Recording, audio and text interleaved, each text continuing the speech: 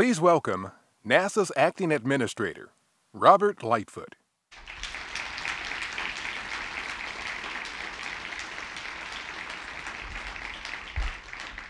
All right, well, good afternoon and good morning to everyone. Welcome across the agency out in the colonies. Good to see everybody there. It's my pleasure to join you guys for the second half of our budget rollout. As you know, we did the rollout of the skinny budget a couple of months ago, and this is the, I guess I'll call it the fatter budget, right? As time goes, we all get a little heavier. So our budget got a little heavier over the last 2 months, and so that's what we'll get to share today. Seriously, my basic message is the same as it was last time when we talked a couple of months ago, is what this budget tells us to do is keep going. Keep doing what we've been doing. Very important for us to maintain that course and move forward as an agency with all the great things we're doing. It's really cool as I sit here and I see the different sites on the screen here. I know what we're going to do this afternoon with the Facebook Live activities where we show what's happening in every center related to this budget. That's really exciting to see. Sometimes you forget about that when you're in D.C., and so it's nice to see the real work going on behind us in some of these pictures. I do want to reiterate, as I always do, how proud I am of this team and the teams across the country and what they're doing and what they're accomplishing from an agency perspective. It's really neat to see what we can do. We're making a difference, right? I mean, we are the leaders in human exploration, science, technology, and aeronautics. That's what we do, and I couldn't be more proud of this team. And it's only possible through you guys' efforts, what you do every day. That's the only reason we're able to do what we do. I mean, if you just think about today, this Tuesday, while we're doing the budget rollout, which for us in D.C. is a big, exciting event, we've got an RS-25 test at Stennis today. We just finished a contingency EVA this morning on the space station. Awesome stuff going on every day in this agency, and it's pretty exciting to see how that works and how we do that. If you think about Cassini making its final dives through the rings of Saturn, and it's just amazing imagery we're getting back from that. It's just incredible what you guys can accomplish. This week we're going to partner with the FAA and a lot of our industry partners for the unmanned aircraft systems. We're going to actually fly some drones beyond line of sight for the pilots as we start trying to figure out how we're going to incorporate all that into our airspace as a nation. Pretty exciting. Space Tech is going to fly on the next SpaceX mission. They're going to fly the I only know it is Sextant, but I'm going to have to read it off. Station Explorer for X-ray timing and navigation technology, or Sextant. It's part of the NICER mission that's going up on SpaceX next. Again, every day. That's flying next week. We just continue to make the progress that we need to make. It's really, really exciting. And today, we have our budget, right? We kind of knew what I'll call the contours. We always talk about sand charts when we look at the budget. We knew the contours of the sand when we talked back in March. And they hadn't changed much. They're about the same. So we're pretty excited. We've got $19.1 billion as an agency. And it really reflects the President and the administration's confidence in us moving forward in our direction and the importance of everything we've been achieving as an agency. I think you guys can take a lot of confidence in that when you see what's happening from the overall pressure on the budget in the entire country. We did really well as we go forward. We've had a horizon goal for some time of putting humans on Mars. We're there today with our scientific platforms. Bringing back the kind of data we need, but this budget sustains that work toward getting toward that horizon goal. It gives us the resources we need to keep exploring our solar system, beyond our solar system, and exploring here on our own planet, worried about our own home, what we're doing here, and the technologies it's going to take to increase the aviation industry here in the U.S. There were still some hard choices that we had to make, right? We always do. That's what we do as an agency. We just can't do everything that we want to do, but we can do a lot, and you guys do a lot every day, and I think that's what, if you really want to see where it all plays out, it's out there on the web at nasa.gov/budget. It's where we post everything, so it's all there in gory detail if you want to get into it and see where your own areas are affected. You know, I think over the last couple of months, we've had the President really recognize the work we're doing. It was pretty amazing to be there when, if you guys all know astronaut Peggy Whitson, who's on station right now, just finished the spacewalk this morning. She's now holds the record for the most time in space. And I was there when the President did an uplink with the ISS folks to congratulate her on that. It was pretty neat. We got rovers on Mars and an orbiter at Mars bringing back the data that's going to help us get ready for taking humans to the red planet. Again, very exciting. Team at Goddard just finished the James Webb Space Telescope testing. And the telescope's been moved down to Johnson Space Center for the next big test to put it in the cold vacuum of space and run it through its paces there. That mission is moving out. Couldn't be more proud of that team and what they've done to get that next great observatory ready to go. SLS and Orion are far beyond concepts at this point. Like I said, we've got an engine test today. We have a solid rocket booster test later this summer. The first sections of the core stage have made it to Marshall Space Flight Center for the structural testing that's going to go on. Orion continues to make great progress. We're putting their systems together down at the Cape. It's just exciting to see all the progress being made there as we move toward that first integrated flight test, EM1, the first of many, right? We're not just pushing toward EM1, we're pushing toward a series of missions to build that program and put that infrastructure in place that's going to allow us to have a backbone for deep space exploration as we move forward. Solar electric propulsion, a technology that space technology has been working on for a while, and it was really part of the asteroid redirect mission. We're going to continue that because we think it's a key linchpin in what we're trying to do with the power propulsion unit in an area around the moon where we can actually do some more of that infrastructure we think we need as we head toward putting humans further in space. And of course, our next X-plane is in development to advance the supersonic flight. Very exciting times, y'all, very exciting. And each one of you, every day, is helping us to create that future and keeps us focused on that big picture that informs everything we do. You know, we see our work in the context of making life better for everybody here on Earth, and that unfolds in a whole lot of ways when you think about what we do.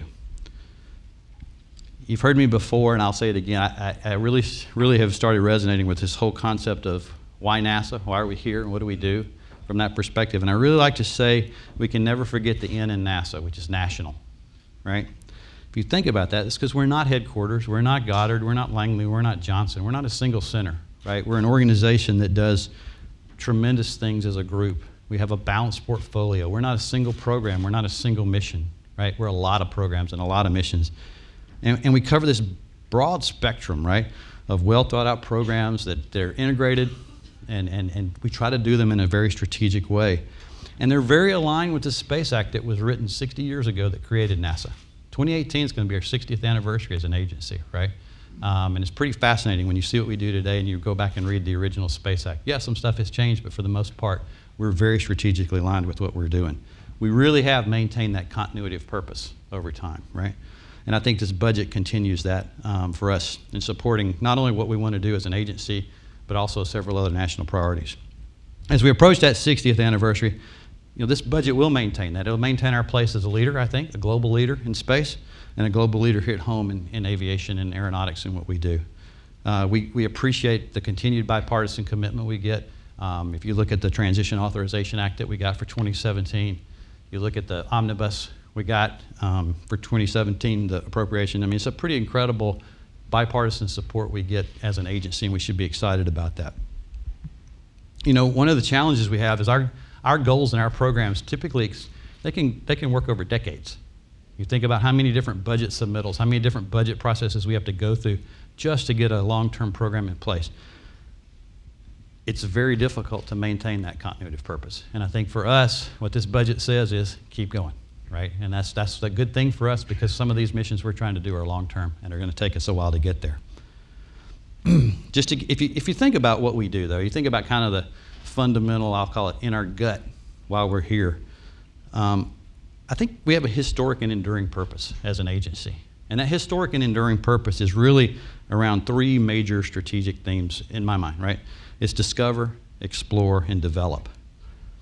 And these correspond to all our missions of scientific discovery, missions of human exploration, the technologies we develop, and then the development of aeronautic systems and aviation safety that we do for this nation.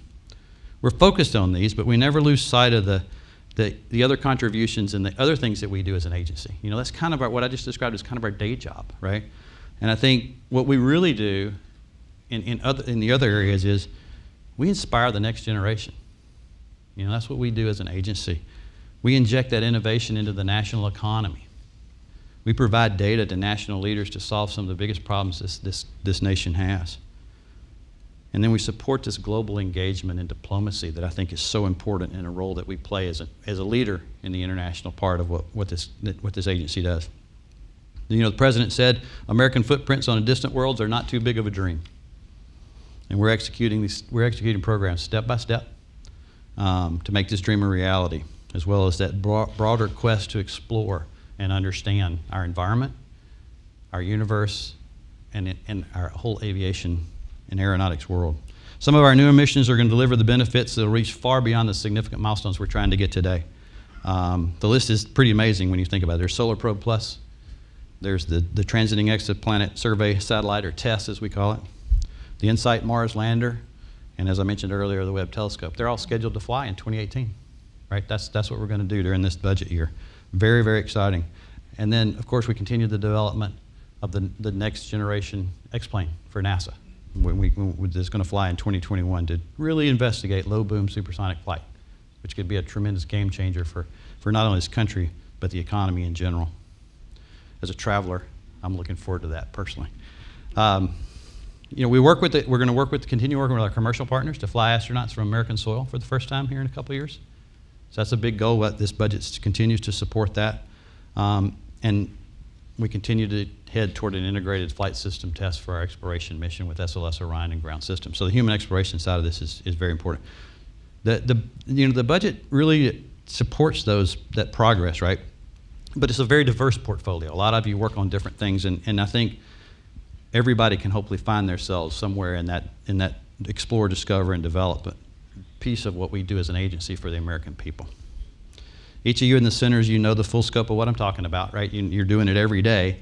And I've had a chance to visit a lot. I mean, I've gone all the way from, I started here in '89, and just even last week I saw something for the first time. I was at the NBL, the JSC guys took me to the Neutral Buoyancy Lab.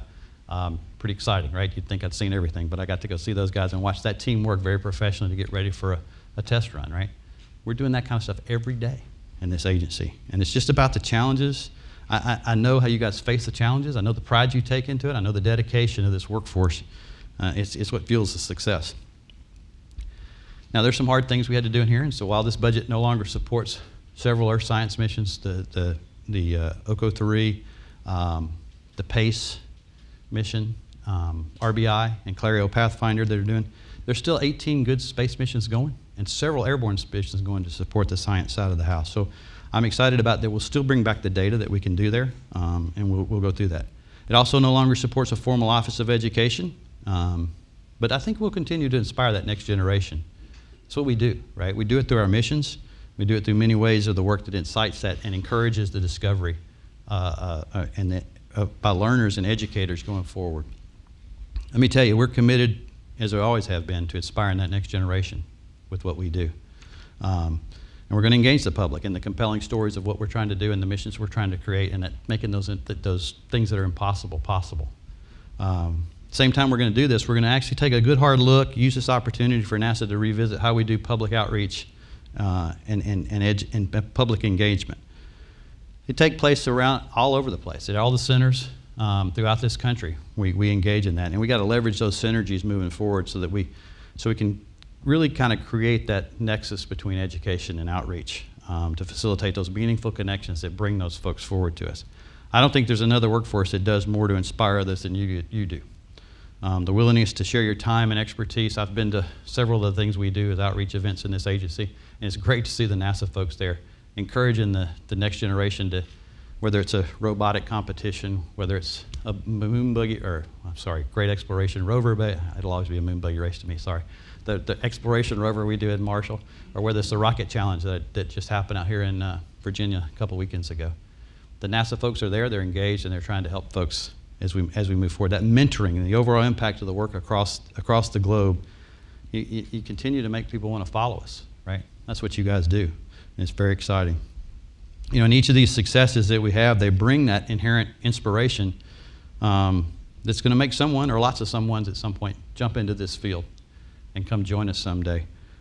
We need that. We got to inspire and share, because we need people to come take our jobs.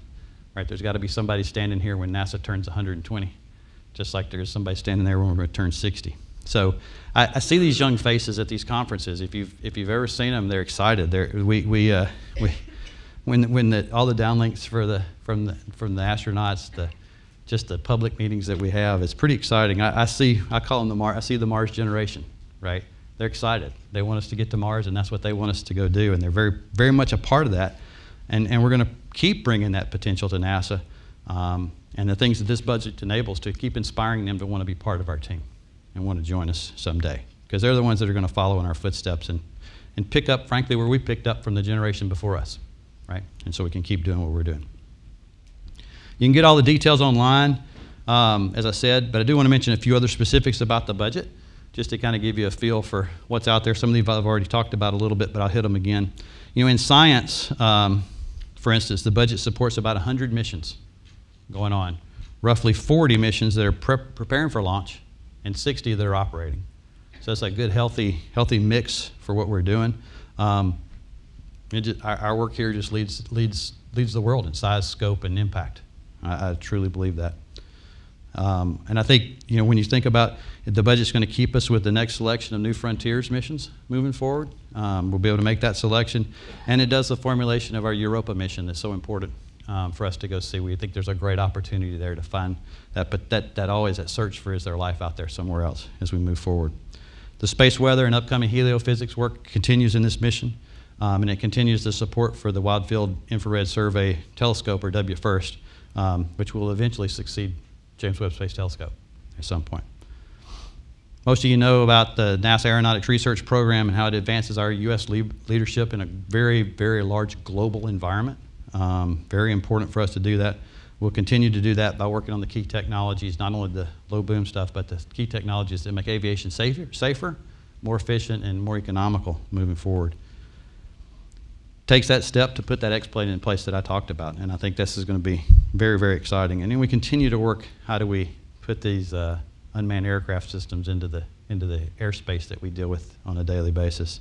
You know, I don't think you have to be an engineer to understand that. I think you just got to be somebody that travels to enjoy what our aeronautics folks do.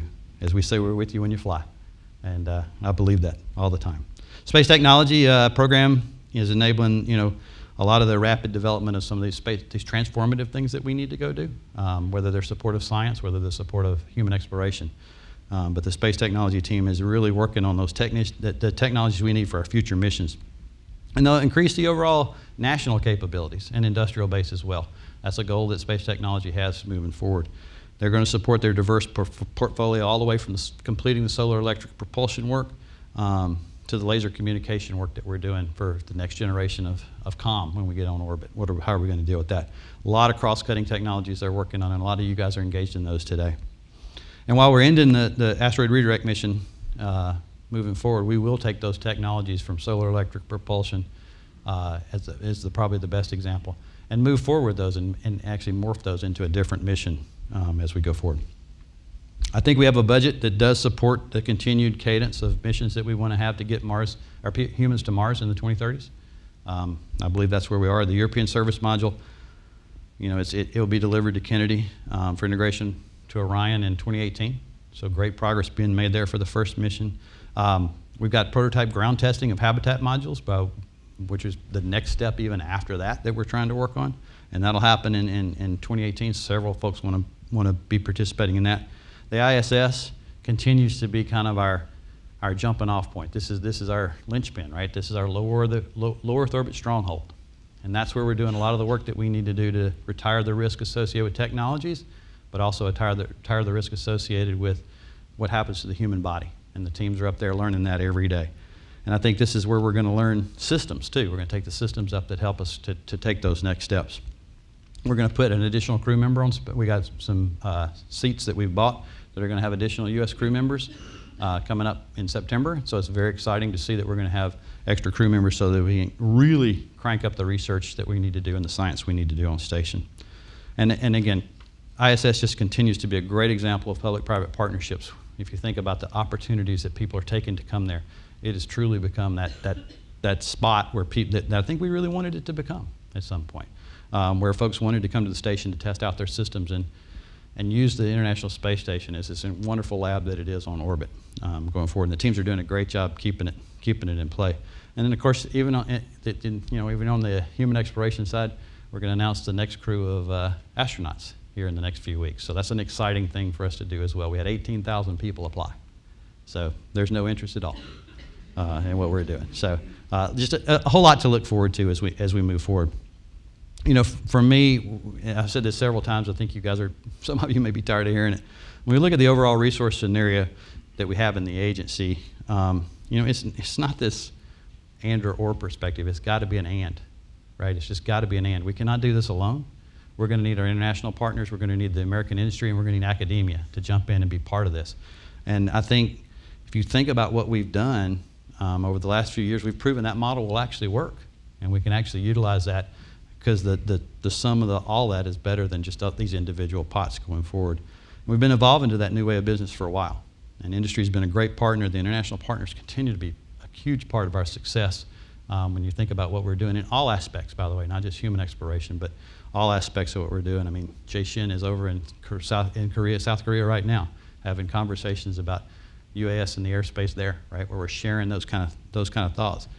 You know, science has an international part of just about every mission we fly, so it's exciting when you see what we do with the internationals, and then how we can move forward with that from an industrial base here in this country is going to be really, really important. I think this budget will help us do it. We want big companies, we want small companies, we want everybody to come to help us do this, because this journey is hard.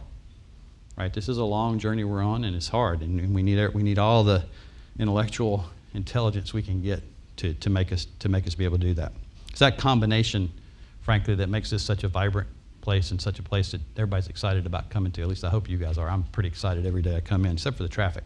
We can do without the traffic. That's why I need that personal air vehicle. I keep telling Jay, I need my Jetson car. If I can get my Jetson car, I'll get to work a lot faster instead of being stuck here in D.C. on the road. I know why they call it a parkway, because I seem to be parked there a lot. Anyway, but I think this whole program that we're doing, that we propose in this budget of exploration, discovery, the pursuit of all the technologies we need, whether it's research in aeronautics or technology for space, it's just a huge source of pride for all of us, right? That's why we're here. That's why we come to work every day. And that's what pushes us. And I think our history gives us confidence that we can do this. We've done it before, and the resources are enough, and what we request, you know, represents an investment that will return back to the American taxpayers. I think NASA is an investment. I really believe that, and I think this budget shows that going forward. So we do that together. We do that as a team, you know, as we move forward. That's what we're going to do. And I think this budget just keeps that momentum going, so we can keep pressing forward to make do the great things that we want to do. You know, I look forward to working with everybody over the coming year as we for 18 and see what kind of accomplishments we make. It's going to be so much fun to stand here and talk about what we did this past year, knowing what's coming up. It'll just be exciting to see how far we've come. I look forward to working with the Hill and Congress on the budget and explaining to them what the elements are. I think that'll be part of as you guys know, that's part of the process. We're proposing, and then we get to go debate that with the guys on the Hill and talk about why this is an important budget for us to hit the objectives we want to go do. So it's pretty excited about where we are. Very excited actually in terms of what we're trying to do. And the whole message of, hey, keep going, guys. Constancy of purposes. Let's make sure we're doing the things we said we were going to do, doing them on time, doing them on schedule. So thank you again for everything you're doing for NASA and for this great nation. Keep it up. Thank you, guys.